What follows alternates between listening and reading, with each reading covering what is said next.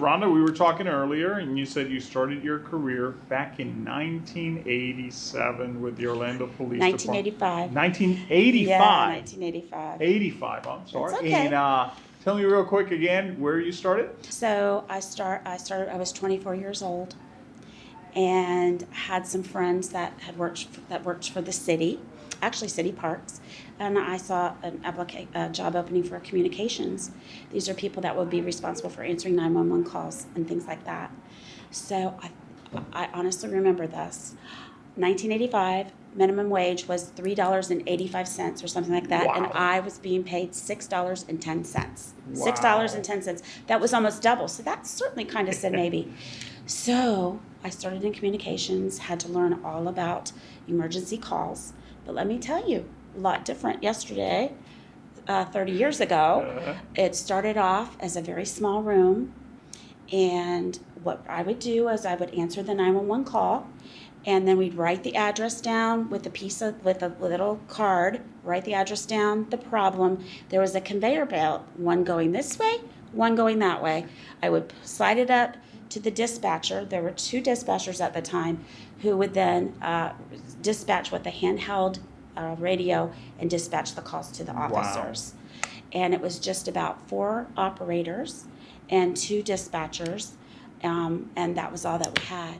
So to think about everything that's progressed, it's just amazing to me to have lived through those all these years, watching Orlando Police become as wonderful as it is. So tell me a little bit about the supervisor you used to work with and what was okay in the work environment back then. Okay, so I started when I was 24 years old, and this was the first time I was introduced to night shift work. And we're not talking night shift 3 to 11, we're talking midnight shift. So the police department, the old Huey building, was open 24/7. Large population downtown that walk around any time of the day or night. And I worked on the midnight shift. I was 24, I started with a gentleman who had an affection for more cigarettes. We were allowed to smoke in the building, and he would smoke his little dark brown more cigarettes in the OPD environment. I never did pick that habit up though, so I was kind of glad about that. So I started on the midnight shift where anybody and everybody could come in. It was absolutely an amazing experience. So in what year did you join the CSO program, the Community Service Officer program, and for what reason? Okay, so I did some jobs. I did communications. I worked at the front desk for a while. But the CSO program, a community service officer, is an officer that investigates things that they don't need a sworn officer for. People get it kind of confused. Our favorite thing is, do they do it for free?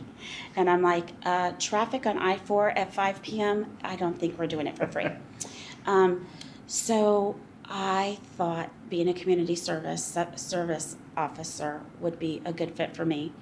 I decided in 1993 to see if I could get hired, and it was the best day because it was a dream for me to be serving as a civilian officer for the police department. So 1993 until today, that's been my job, and it's just been a very wonderful program. A lot of people don't realize how effective they are in helping to keep the sworn officers available for in-progress calls, things that are happening right now that are dangerous. We're out there and serving people when they have an accident or when they come home, their house has been burglarized, or you wake up in the morning and your iPad's missing from your car, something like that. That's what my officers do, all my peers.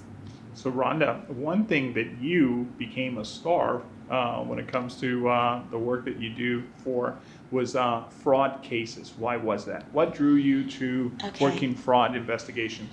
So fraud, I work alongside kind of with the economic crime department of Orlando Police. And what happened was fraud, as everybody knows, all about the kinds of different scams there are. Scams back when I started working with the frauds all the time was about 10 or 11 years ago. And I realized the elderly are mostly affected. They're very trusting and giving. And what happened was the CSO supervisors had to get the calls from communications. And it started off, the early part of when it all started blowing up was a few calls a day. Well, then it started to be, 10 calls a day. So I thought to myself, I really enjoy working and helping elderly, and I really think that the department needs somebody to do this, to relieve the supervisor. So I kind of sort of created the fraud line. You were telling me a story about a particular citizen, an elderly citizen, who was victimized by a sweepstakes type fraud case.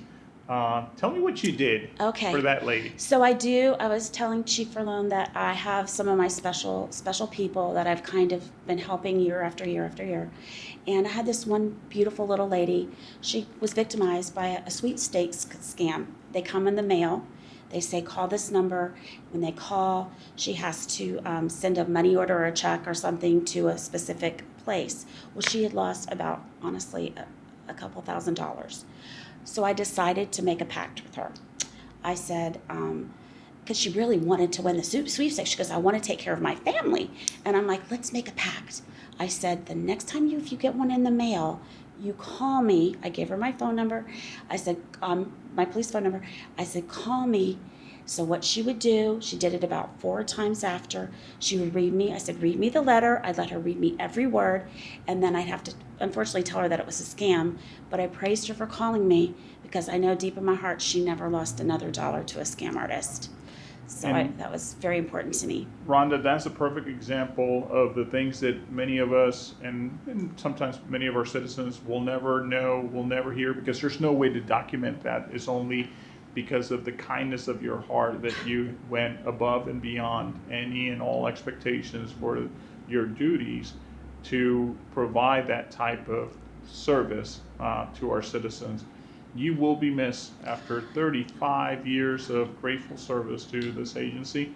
It is going to be very difficult to find another Rhonda to fill your shoes.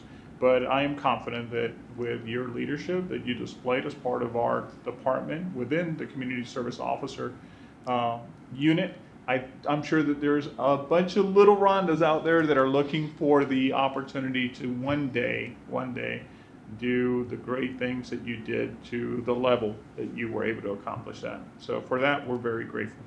And Chief, you have the most amazing officers who are devoted to this department. They take care of each other, and you hear it all the time, but Orlando Police is family, and I'm so gracious and blessed to have them as part of mine for over the last 35 and a half years. So thank you. Thank you, Rhonda. That's why we are all OPD proud. Thank you very much. Yes, we are. Thank you. This is a proclamation to Rhonda G. Glisson. The City of Orlando is proud of the service rendered by its employees who have contributed in no small measure to the enhancement of the City Beautiful as one of the most progressive cities in the nation. Progress in municipal government is predicated for the greatest part upon the loyalty and efficiency of the employees and their ability to carry out their duties in the highest tradition of public service. On the occasion of your retirement from the employ of the City of Orlando, after 35 years of service, the Orlando City Council wishes to express its esteem of the sterling qualities manifested in your devotion and loyalty to the City of Orlando. Now, therefore, I proclaim grateful appreciation of your long and honorable record of faithful service with the City of Orlando and extend best wishes for good health and happiness. Date is this first day of November 2020, Buddy Dyer marriage. Congratulations! Rick Gleason, in recognition of your 35 plus years of valuable service rendered to the Orlando Police Department. Parish Pride Commitment, March 24th, 1985, November 1st, 2020. Yay!